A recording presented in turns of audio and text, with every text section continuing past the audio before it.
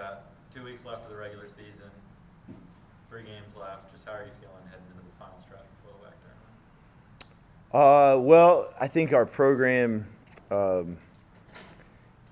obviously we're not where we want to be right now.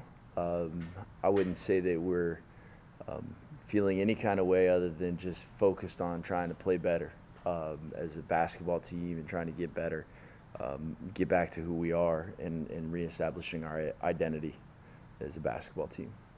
And in terms of playing better, reestablishing that identity, where do you feel like that comes down to? Is that defense? Is that, what aspect have you said, you looked at the games and said, okay, this is maybe the biggest weakness so far? Well, I think Coach, that's where we're going to focus first regardless, because Coach is a defensive-minded coach, and that's the mentality of our program. Our best teams have been defensive-oriented. Certainly this team in particular has been better as far as rebounding and then offensively than other teams in the past. So, but when we would look at our weaknesses, we're going to start with our defensive effort, and that certainly has to improve. And is that, like, in terms of improving the defense, is it focus? Is it making sure everybody's on the same page in terms of rotations and help defense and all that? Where have the breakdowns been, you think? I think it starts with effort. I think we're not playing as hard as we're capable of playing.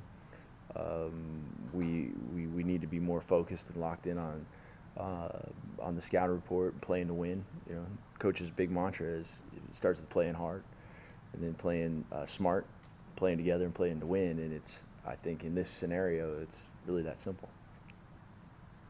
And you've been around plenty. Does it matter heading into the tournament to be, like, whether you're on a winning streak, whether you've won 2 out of your last 3, anything like that, or is it just simple quality of play, whoever's playing the best? Yeah, I obviously with a younger team like we have, when we are playing with more confidence, that'll help. I think that what you said about just playing well is important, and we know internally if we're capable of playing well and winning. These guys have had stretches this year where they've played well within games and then over the course of several games, and they just remembering that and get back to that group and playing together with confidence and playing hard and playing together. Those are very critical going into the tournament.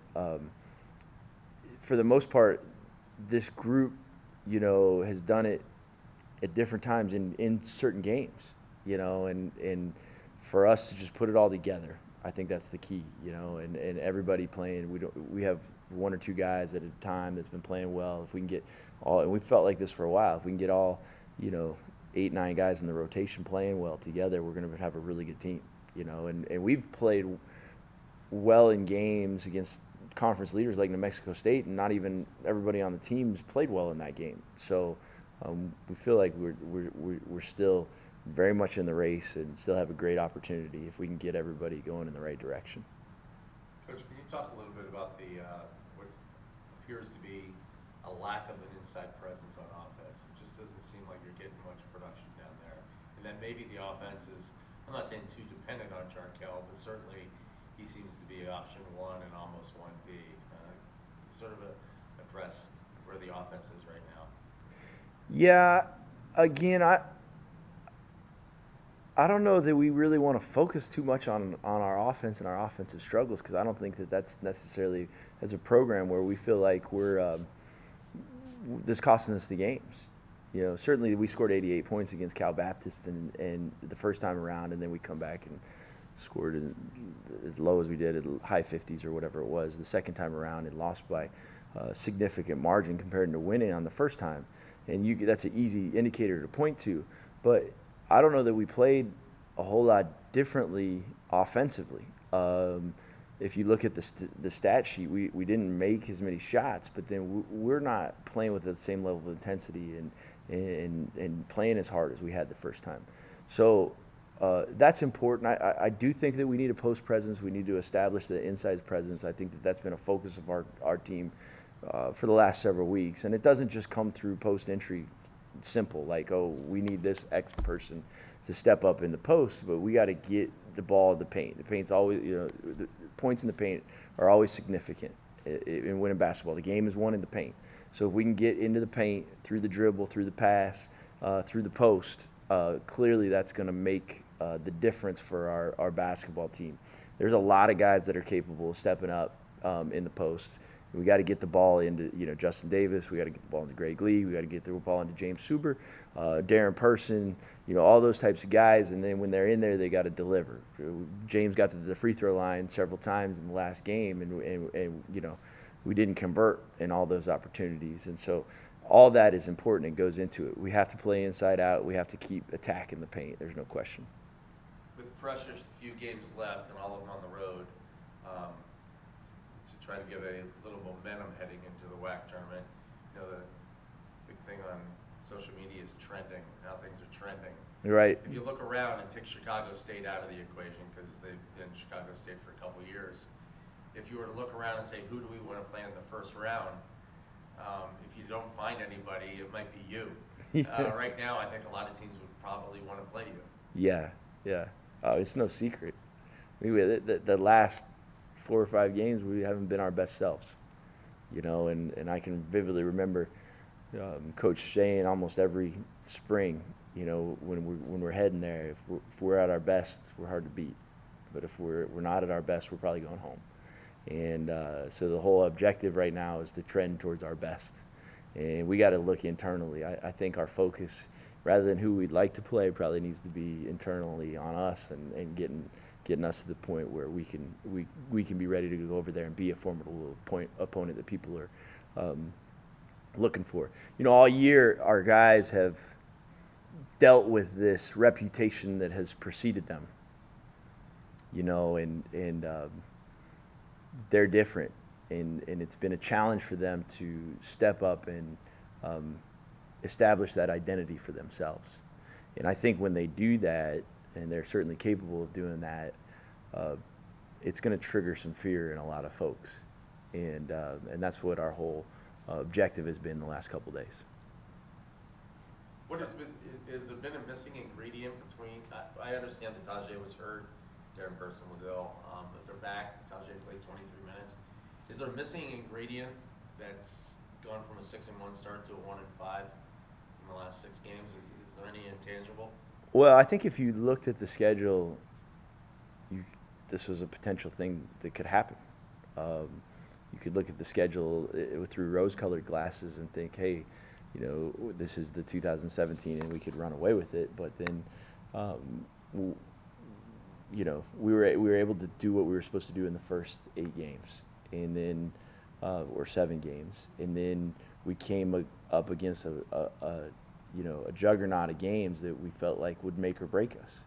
And we're 11 points up in 2 of them and squander leads in the precious moments. You just don't make plays down the stretch to win. That doesn't change who we are as a basketball team or as a basketball program. So it was possible that could have happened, but I think that most importantly, this group has got to remember that it's a journey, and we got to get off the roller coaster. We talk about that a lot. And you peaks and valleys, and you can get emotionally involved with that. Coach Barnes is talking about our emotions a lot. You can get really high on the peaks and really low in the valleys, but we got to continue through the process of getting better every day. And at the end of the day, we want to look back and feel like we have a team on the floor that's better than the team that took the floor at TCU. And that was a good team. We were really good offensively that night, but we weren't very good defensively. And we ended up blowing the lead, losing by 11. Hopefully, we're going to be good on both ends of the floor come March. And Tase, Craig mentioned he got like 20 minutes or whatever it was last game. I know he's had that nagging injury, so is it a point where, all right, he's past this and he'll be good for the rest of the year unless something else happens, or is it kind of just something that's going to be on a game-by-game basis? Yeah, well, and I'm sorry, Greg, because I didn't completely answer your question, but to answer that directly, listen, Taze's had 6 surgeries in less than a calendar year. These guys are 18, 19, 20 years old. We're a very young basketball team. They're learning how to deal with playing sick. They're learning how to deal with coming off of a major injury. We're developing toughness. We're developing, grit as we go. So that kind of stuff is going to happen. And, I'm proud of our guys because we haven't just, the effort wasn't great last Saturday, but we haven't just quit on it, you know? We haven't had guys just to pack it in. They came back. We had one of our best practices of the year yesterday. And you know, so don't count this team out. And as they learn to deal with all that stuff, this is just a process. It's a process, you know, our program is built on life lessons. It starts with Coach Barnes. And that's what he's about. We're going to develop the person first. And that's grit, that's toughness, that's work ethic, that's all that stuff. And this is just part of the learning experience for these guys. And in the end, because they have a leader like that, we're going to be in position to do what we're supposed to do, whether that's next week, you know, or this weekend at Grand Canyon, or in 2 weeks at Utah Valley, or at the WAC tournament, or as we head into next year. But this group is going to continue to develop. The thing that we would like to see is that we do it now for this group of seniors, because they deserve that, you know. And Damien, and Bray, those guys have been with us through a lot of stuff, you know, and a lot of accomplishments, a lot of success, and they deserve to go out on a high note. Suber, same thing. Like, he's the foundation of who we are as a basketball program. Coach, you talked a little bit about Grand Canyon. Can you elaborate on that a little bit, going into their place this Saturday? I know it's a tough place to play. How are the guys going to be mentally prepared for that? Well, we have a week to get ready, so that's going to help. Anytime that Coach Barnes has a week to prepare for an opponent, it's you know, he's usually got our team in a really good place to play. So that's the first thing that's going to help us. The second thing is it's a great environment. So just as that could be perceived as a negative and a tough place to win, it can help a team like ours too, because there's a lot of energy and excitement going into that game. And we're underdogs in that situation. That pressure's off. I think that pressure should not be underestimated with how it affected our team. I mean, they were 7-1 for the first time, or 6-1 for the first time, with a 4-game homestand, knowing that they could essentially win the conference championship in 4 games. And I don't think, you know, the first time through, we didn't react too well to that. And it was a great learning experience. So to be back in an underdog role, going in there with nothing to lose, knowing very low expectations, is exciting for us. It's going to be a huge challenge, though, because they're a great basketball team. They're really big, as we saw here. They're really, really good defensively. They don't make a lot of mistakes. They make you beat them. And we're going to have to go in there and win the game, not hope that they'll give it to us, because it's not going to happen. You know, we're going to have to make some plays to go win the game. And going back to, I've asked Coach Barnes about this, but I'm curious what you've seen. Going back to last year, maybe the summer of last year, just how has Jarkel evolved and developed in terms of his ability to be able to run the point and run the offense? Oh, man, it's hard to take away from what Jarkel's done in any sense. If Jarkel doesn't do what he's done so far this year, this team's not in the position that we're in. And we have won 16 games. And this group, it will go out as a winner regardless of what happens. And that's a major accomplishment. So you don't want to – his development is pretty impressive in 12 months from a lot of perspective. He's learning and growing every day, regardless of the position, and how to take advantage of different things that the defense does, how to play on both ends of the floor, how to create for others as much as for himself. And he's continuing to learn that. Obviously, Coach is a very well-schooled point guard, and you know, we're going to continue to address the point guard situation. But you know, Jarkel's a sophomore, and we got a lot of weight put on his shoulders already. And so, you know, we don't need to take anything away from what Ricky Holden's done as a point guard. You know, he is our point guard, and he does a great job. And he's the guy that needs to continue to make plays for us down the stretch if we're going to be who we are. And so, you know, Jarkel just needs to continue to develop as a basketball player and continue to get better, which, man, he works every single day. And he'll get in there extra. He's very, very driven, and he set the tone for our team and our program. Time for one more question.